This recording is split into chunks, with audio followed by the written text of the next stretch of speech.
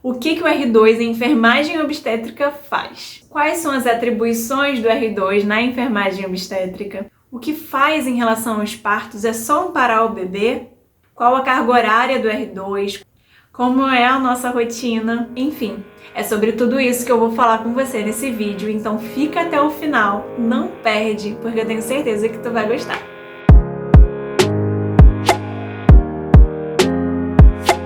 O meu nome é Thaís, eu sou enfermeira, residente em enfermagem obstétrica pela UF. Hoje eu sou R2, estou no meu último mesinho, estou quase indo de férias e acabando esse ciclo.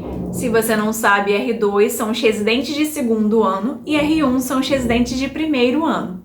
No vídeo anterior eu falei tudo, te contei tudo sobre o R1. Quais são os setores que nós passamos, quais são as nossas funções, o que a gente faz na clínica da família, o que a gente faz na maternidade. Enfim, eu te contei tudo por lá. Então, se você não viu ainda quando acabar esse vídeo aqui, você volta lá para assistir. Como R2, nós somos plantonistas. A carga horária da maternidade, onde nós atuamos, que é no Marisca Ribeiro, a carga horária é 12 por 60. Ou seja, você trabalha 1 e folga 2. Porém, nós residentes precisamos completar 12 plantões no mês. Normalmente, apenas seguindo a ordem do plantão, nós não conseguimos fazer 12 plantões. Então, nós fazemos o quantitativo do plantão que nós estamos inseridos e depois nós complementamos até fazer 12 plantões. Por exemplo, hoje eu estou no plantão SD2. Neste mês, seguindo a ordem certinha, nós vamos fazer 11 plantões no mês. Então, eu preciso marcar mais um dia, ir um plantão a mais em outro plantão, para completar os 12 plantões no mês. Como eu falei no vídeo anterior, no R1 nós não costumamos assistir ao parto, que é o que vocês conhecem como fazer o parto, que nós não usamos essa palavra, nós falamos assistir o parto, porque quem faz o parto é a mãe e o bebê. Nós estamos lá para assisti-los. No R1 nós não fazemos isso, nós só fazemos isso no R2. Enquanto no R1 nós passamos por diversos setores, no R2 nós só ficamos no centro de parto normal. E isso pelo programa da UF. Em outros programas são diferentes. Pelo Corém, nós precisamos atingir a meta de 20 partos para conseguir o título. Porém, pelo programa da UF, eles exigem uma quantidade mínima de 60 partos. Se eu não me engano, é o programa onde exige maior quantitativo de partos. O IFF são 40 partos, a UERJ são 40 partos, enfim, existem outros programas que o quantitativo é menor. Nós, como enfermeiros, nós só podemos assistir partos de risco habitual, ou seja, quando a mulher não tem nenhum tipo de comorbidade. Agora, quando a mulher é de alto risco, ou seja, ela possui uma comorbidade, ela tem uma hipertensão, uma diabetes ou outras coisas que a classifiquem como alto risco, esse parto deve ser da equipe médica. Mas acontece sim da gente assistir partos como estes, porque às vezes a equipe médica não dá tempo de chegar, às vezes é um parto em período expulsivo mesmo, realmente aconteceu muito rápido, evoluiu muito rápido e é com a equipe de enfermagem mesmo. Porque como a gente está ali mais próximo sempre da gestante, né, da parturiente, acaba que muitos partos de alto risco nascem com a gente também. Como residente, nós nunca entramos sozinhas em parto, sempre tem a presença de um staff com a gente, que são os próprios enfermeiros obstetras da maternidade. Então fiquem tranquilas que vocês nunca estarão sozinhas. Como todo mundo precisa bater a sua meta de mínimo 60 partos, nós fazemos uma espécie de fila. Mas isso é um acordo entre os residentes. A minha turma preferiu fazer assim. Então, todos nós temos uma dupla de plantão, dupla de residente. E aí, digamos que tá eu e a minha dupla. Se hoje eu entrei em parto, o próximo parto é dela. O próximo bebê a nascer é com ela, independente se for no mesmo plantão ou se nesse plantão só nasceu um. Então, no próximo plantão, o próximo é dela. Então, a gente costuma fazer essa filinha pra gente se organizar e todo mundo sair ganhando. A maternidade onde a gente fica, que é no Marisca Ribeiro, não costuma ter um grande quantitativo de partos diários, igual outras maternidades do Rio de Janeiro têm. Porém, é uma maternidade muito boa, porque é uma maternidade que tem uma infraestrutura muito boa. Lá onde a gente fica, nem sempre tem tantos bebês assim. Tem plantão que não tem nenhum, como tem plantão que tem vários. Então, assim, isso vai depender muito do dia. Mas, por um lado, é bom também que não tenha tantos bebês assim, porque a gente consegue participar mais de cada momento, a gente consegue partejar mais, estar mais presente com aquela parturiente, né, com sua família. E para matar a curiosidade de vocês, quando a gente fala que nós assistimos o parto, nós não só amparamos o bebê. Existem muitas coisas que nós temos que fazer por trás disso. Então, antes mesmo do bebê nascer, nós admitimos a paciente, nós podemos partejar a paciente, ou seja, estar com ela ali durante o seu trabalho de parto, ajudando na sua evolução, oferecendo recursos para alívio da dor, oferecendo diversos métodos, posições, enfim. Vamos estar ali presente de fato com ela. Nós avaliamos a dinâmica uterina, fazemos o toque vaginal, a ausculta intermitente do BCF, principalmente ali no finalzinho. E aí, de fato, quando o bebê está nascendo, nós amparamos o bebê, colocamos direto em contato pele a pele com a mãe, secamos e aquecemos o bebê, fazemos o clampeamento oportuno do cordão umbilical, que é esperar mais de 1 minuto. Isso tudo, é claro, se o bebê nasceu bem, se a mãe está bem, né? Depois disso tem a dectação da placenta, nós fazemos a revisão de trajeto para ver se teve alguma laceração, se ficou alguma partezinha da placenta dentro da mulher.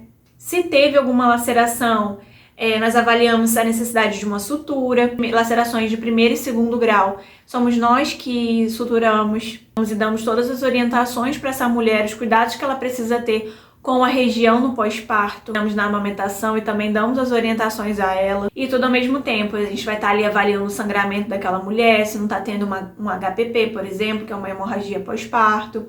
Nós deixamos ela ali em contato pele a pele com o bebê, na hora de ouro, ele se conhecendo. E só depois de 1 hora nós avaliamos o bebê. Nós precisamos fazer a avaliação de 1ª hora do recém-nascido ainda em sala de parto, que também é algo que a gente precisa contabilizar. São no mínimo 15 avaliações que nós precisamos, mas isso aí, ó, eu só comecei a contar as minhas agora, só comecei a imprimir as minhas agora, porque eu tô no último mês, porque se eu fosse contabilizar desde o início, nossa, é muita coisa. Então, a gente avalia muito o bebê. Então, o bebê que nasceu com a gente ou não nasceu com a gente avalia esse neném. Então, seria uma quantidade muito grande de avaliações.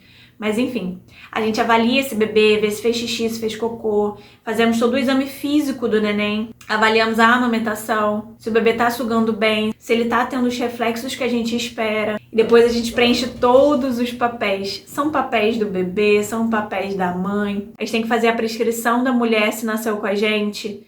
Se foi um risco habitual, a gente faz a prescrição. Fazemos o relatório de parto, fazemos 2 papeizinhos que são os BAR de transferência da mãe e do bebê. Toda vez que a gente vai transferir o binômio de um setor para o outro, a gente precisa fazer esses BAR de transferência. Nós pedimos a vaga, nós ligamos para o alojamento conjunto para avisar a vaga. Nós fazemos o livrão de parto, que é o mesmo que eu falei, que nós fazemos no centro cirúrgico. É um livro bem grande que a gente tem que anotar tudo do que aconteceu no parto. Além disso, a gente passa tudo desse do livro, a gente tem que passar para a web, que é um sistema que é na internet mesmo. A gente passa todas as informações para a web. Então, esses dois, eles ficam muito relacionados a indicadores. A gestão vai tirar dali para avaliar quantos partos teve, quantos foi com enfermeiro obstetra, quantos foram com médico obstetra, quantas cesáreas teve, quantos partos vaginais teve, qual a posição que essa mulher pariu. Enfim, vai avaliar várias coisas. Feito tudo isso, a gente de fato transfere esse binômio para o alojamento conjunto. Mas CPN não é só parto. Toda paciente que chega pra gente nós admitimos e evoluímos. Tem trabalho de parto, tem paciente no processo de indução do parto. Geralmente, mulheres induzem lá no Marisca Ribeiro com o misoprostrol, que é a forma medicamentosa, mas existem sim induções mecânicas com o método de Krause, com o Dilapam, outras formas de indução. Essas pacientes, elas também ficam com a gente no CPN, a gente fica avaliando elas.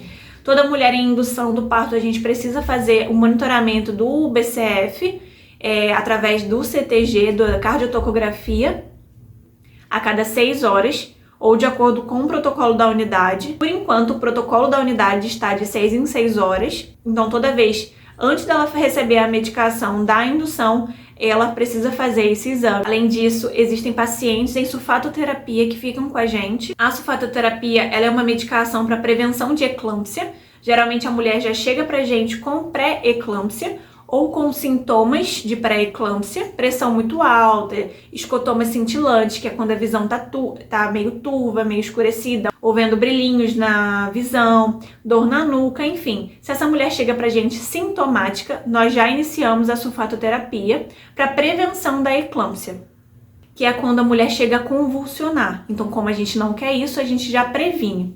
Mulheres que vêm pra gente para a sulfatoterapia, nós precisamos sondá-la, é outro acesso calibroso, monitorar a paciente. Enfim, existem vários cuidados que a gente precisa ter com essa paciente. Mulheres não grávidas acabam ficando com a gente também quando precisam ficar em observação. É uma maternidade que não tem UTI adulto, então quando precisa de uma avaliação mais próxima, acaba ficando no CPN também. Mulheres que estão gestando bebês prematuros ainda, que estão precisando fazer processo de tocólise para tentar segurar aquele bebezinho um pouquinho mais tempo lá no útero, acaba ficando com a gente em observação também. Enfim, cada caso vai ter uma conduta diferente. Muitas mulheres, em muitos casos, passam com a gente. Então, CPN, Centro de Parto Normal, não é só parto.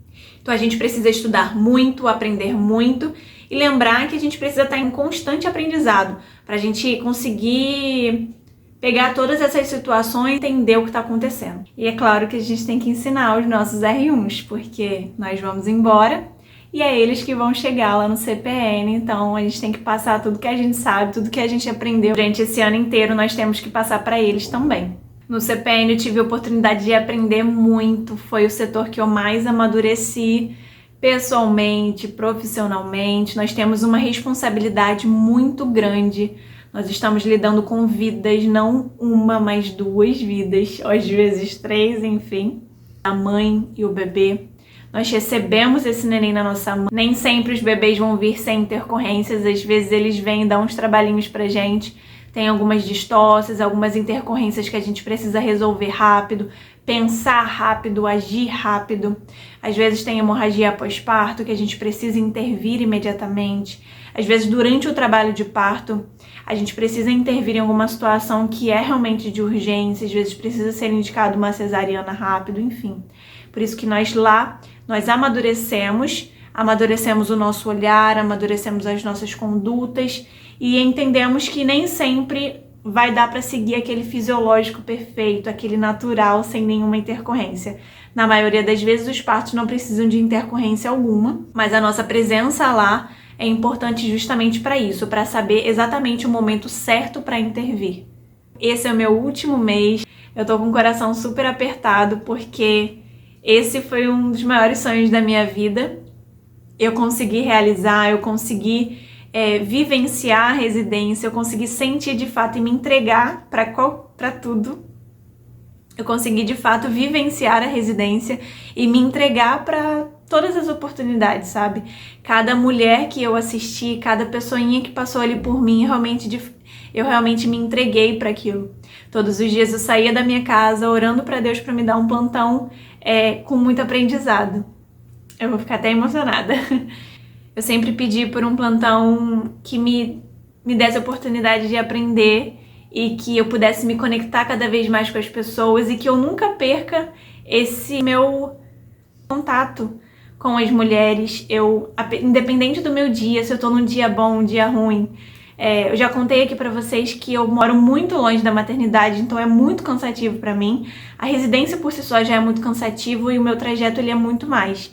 Mas eu sempre pedi a Deus para eu conseguir ofertar o melhor de mim para aquelas pessoas, porque aquelas pessoas precisavam de mim. E até aqui, Deus tem feito, Ele esteve comigo em todos os momentos. Então essa é a dica que eu dou para vocês também. Aproveitem a residência ao máximo, suguem o máximo que der, porque ela vai acabar e vocês vão sentir falta. Pelo menos eu já estou sentindo. Eu espero de verdade que você tenha gostado desse vídeo, que você continue comigo por aqui nos próximos vídeos. Me segue lá no Instagram, que eu consigo esclarecer suas dúvidas por lá também. E se você é novo por aqui, não esqueça, inscreva-se nesse canal, curte esse vídeo pro YouTube entender que esse é um conteúdo relevante para você e mostrar para mais pessoas. Um beijo, galerinha, e até a próxima!